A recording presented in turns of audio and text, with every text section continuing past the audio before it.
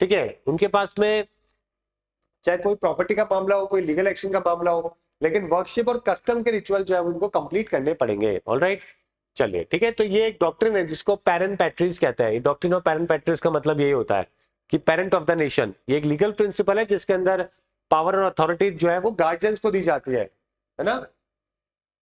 ठीक है, जो खुद का ध्यान नहीं रख पाते उनका ध्यान रखने के लिए कोर्ट जो है वो आगे आता है और बोलता है कि भाई आप इस तरीके से इनके साथ में ट्रीटमेंट है जो कि करो। ऑलराइट, चलिए अभी आपको मालूम है कि वायनाड के अंदर बहुत बड़ा लैंडस्लाइड का इशू हुआ था, काफी सारे गांव दब गए थे, काफी लोगों की डेथ हो गई थी। तो अब हमने हमारे भारत का पहला अर्ली लैंडस्लाइड वार्निंग सिस्टम है जो कि बनाया है। ठीक है, चलिए तो ताकि लैंडस्लाइड जब ज्यादा बारिश कहीं पर हो सके तो हम लोग लैंडस्लाइड के बारे में भी पता कर सके। जियोलॉजिकल सर्वे ऑफ इंडिया के द्वारा बनाया गया है ताकि रेनफॉल डाटा कलेक्ट कर सके। फोरकास्टिंग सेंटर के साथ में मिलकर जो है वो करंट एरिया का कवरेज करेंगे। स्टार्टिंग के अंदर कालिम्पोंग, दार्जिलिंग और नीलगिरी ये 3 एरिया है जो कि सिलेक्ट करे गए और धीरे धीरे करते करते 2030 तक ये पूरे कंट्री के अंदर जो है इसको इंप्लीमेंट करेंगे। मेजरली लैंडस्लाइड के जो मामले हैं वो आपको मिलेंगे माउंटेन बेल्ट में और आपको वेस्टर्न और ईस्टर्न घाट वाले बेल्ट में।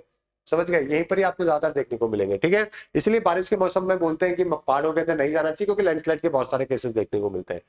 और तो क्या होगा कि एक्सेस करेंगे, पहले तो एसेस करेंगे कितना लैंडस्लाइड का हो सकता है, इंफॉर्मेशन शेयर करेंगे, रेनफॉल कितनी हो रही है, मिट्टी कैसी है और उससे पहले कब हुआ था लैंडस्लाइड। ये सारा का सारा डाटा जो है वो एक्सेस करने के बाद ही जो है वो प्रेडिक्शन है जो कि हो सकता है। इससे पहले हांगकांग ने भी इस तरीके से डोर टू डोर कैंपेन किया था इफेक्टिव कम्युनिकेशन के माध्यम से, ताकि वहां पर भी लोगों को जागरूक कर सके। कई सारे कंट्रीज ने ऑलरेडी जो है वो इसके ऊपर काफी काम है जो कि कर रखा है। ठीक है, इसके अलावा आज का word of the day incinerate, उसका मतलब होता है कि कोई भी चीज जिसको आप रिड्यूस करते हो ऑलमोस्ट टू जीरो उसको हम लोग इंसिनरेट है जो कि कहते हैं, है ना। चलिए फन फैक्ट की बात करें तो ओलंपिक मेडल्स आपको मालूम है कि गोल्ड मेडल जो है उसके अंदर गोल्ड बहुत नाम मात्र का ही होता है, वैसे आपको मालूम है बात। तो क्या होता था कि जो लास्ट गोल्ड मेडल जो कि गोल्ड से बना हुआ था वो 1912 में मिला था। उसके बाद से जो भी गोल्ड मेडल मिलते हैं उसके अंदर मेजरली जो है वो सिल्वर होता है ना, और वो भी कोटेड होता है और सिर्फ 6 ग्राम ऑफ गोल्ड है जो कि उसके अंदर होता है। 1912 तक एंटायरली गोल्ड से बनाया करते थे गोल्ड मेडल को।